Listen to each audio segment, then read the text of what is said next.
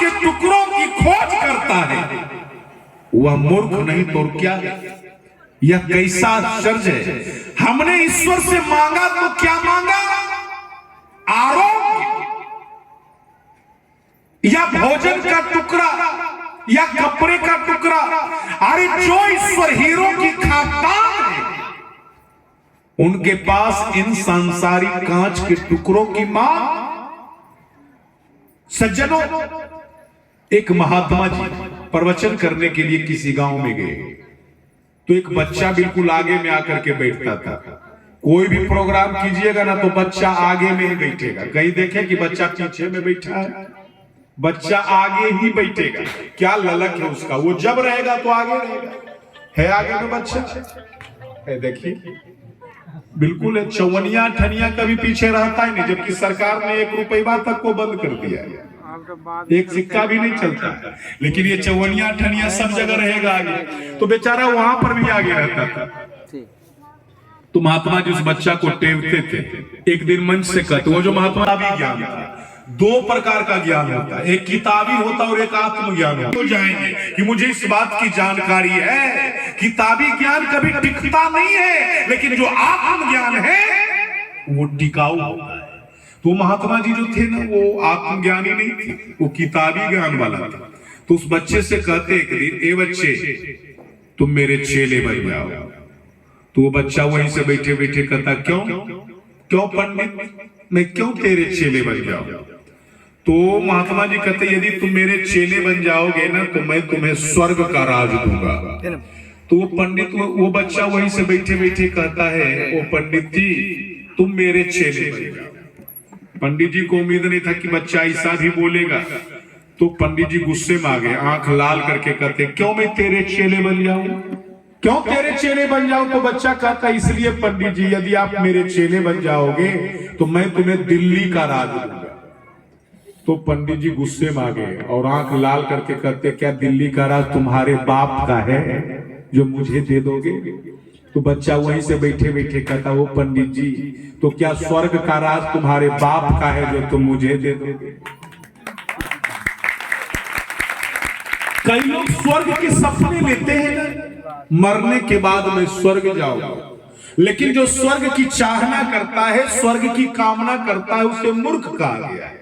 क्योंकि स्वर्ग जाने से कोई फायदा ही नहीं। स्वर्ग जाने से क्या होगा पता है? जितना आपने पुण्य कमाया है, स्वर्ग में जाने के बाद वो ज्यों ही पुण्य का भोग समाप्त होगा, फिर आपको इसी जन्म मरण के चक्कर में भटकने के लिए भेज दिया जाएगा।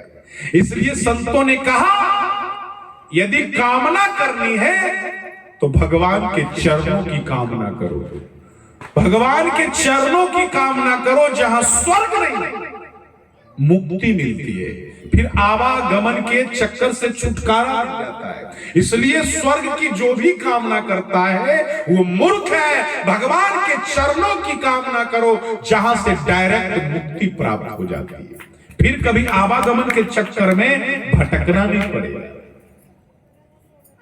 सज्जनों, महाराज जनक बड़े विद्वान थे। मैंने तो कल कहा था ना, राजा थे लेकिन उन्होंने किसी राज्य काज को ज्यादा बढ़ाया नहीं, लेकिन वो ज्ञानी थे, तपोनिष्ठ थे।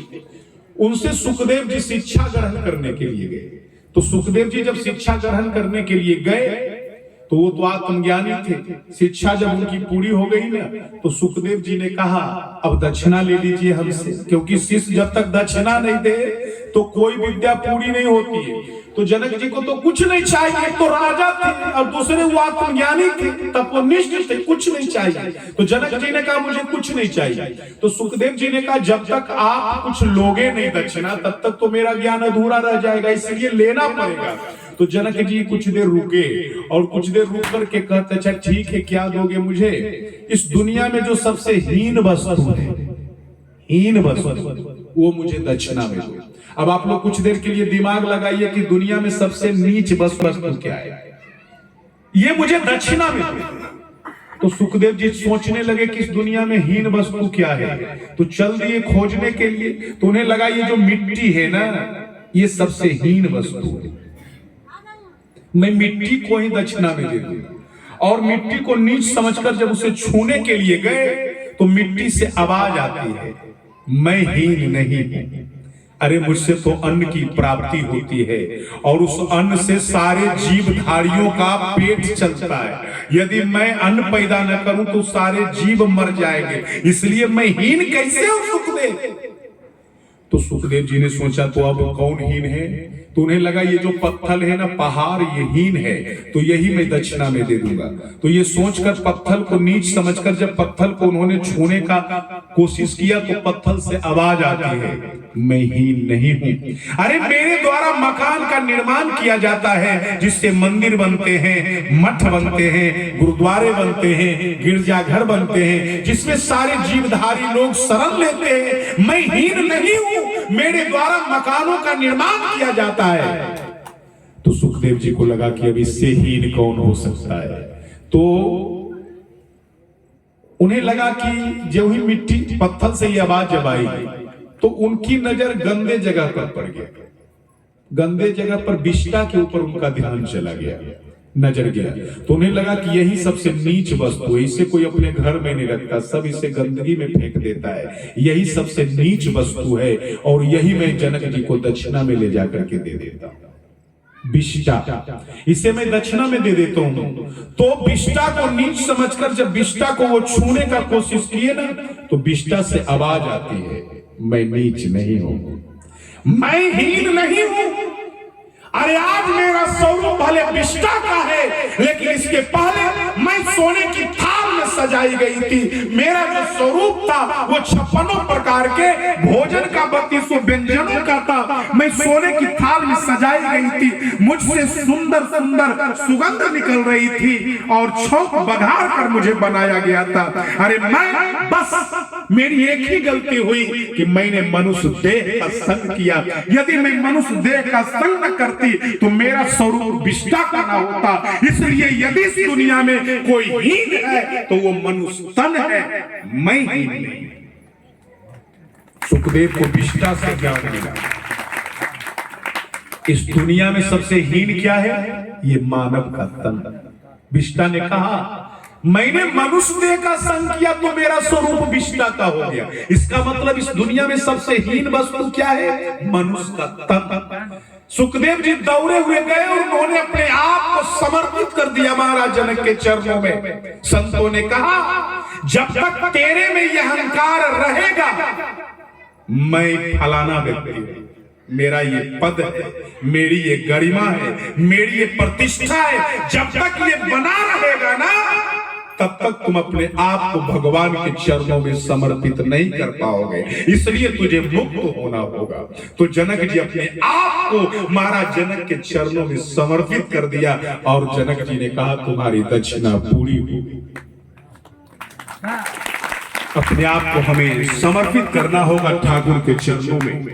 मनुष्य की देह, ये जो तन मिला है ना हम लोगों को, मनुष्य की देह प्रभु की सर्वश्रेष्ठ कीर्ति है, असीम कीर्ति है। सभी योनियों में यह सर्वश्रेष्ठ योनि है। सज्जनों, अनेक अवसर, अनेक संभावनाएं, अनेक शक्तियां इस देह में छिपी हुई है। माना जाता है कि मानव शरीर में अनेक देवी देवताओं का वास है।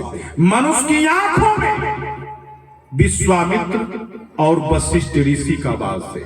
कानों में अगस्त ऋषि का वास है, जिनमें 7 समुद्र पी सकने की क्षमता है, अर्थात सारे संसार का ज्ञान प्राप्त कर लेने की क्षमता है। वाणी में सरस्वती का वास है, मस्तिष्क में ब्रह्म का स्थान है। कहा जाना चाहिए कि हम अपनी क्षमता पहचानते नहीं, अपने आप को भेड़ चाल का जीवन जीते हुए एक छोटे से दायरे में कैद करके रह जाते। जीवन अवसर है, लाभ लीजिए। जीवन संग्राम है, सामना कीजिए। जीवन चुनौती है, स्वीकार कीजिए। जीवन संगीत है, गाकर देखिए। जीवन सौंदर्य है, इसे एक बार सजाकर तो देखिए।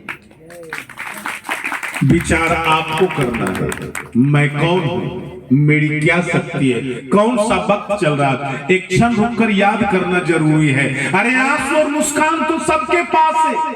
जो आज हंस रहा है ना वो कल रोएगा, और जो आज रो रहा है वो कल हंसेगा। ये तो प्रकृति का नियम है। ना सदा कोई रोता है, ना सदा कोई मुस्कुराता है। हर व्यक्ति के साथ उलझन है, कठिनाइयां, उनसे भागा नहीं जा सकता। जीवन में पग पग पर समस्याएं। अरे दुनिया में कौन है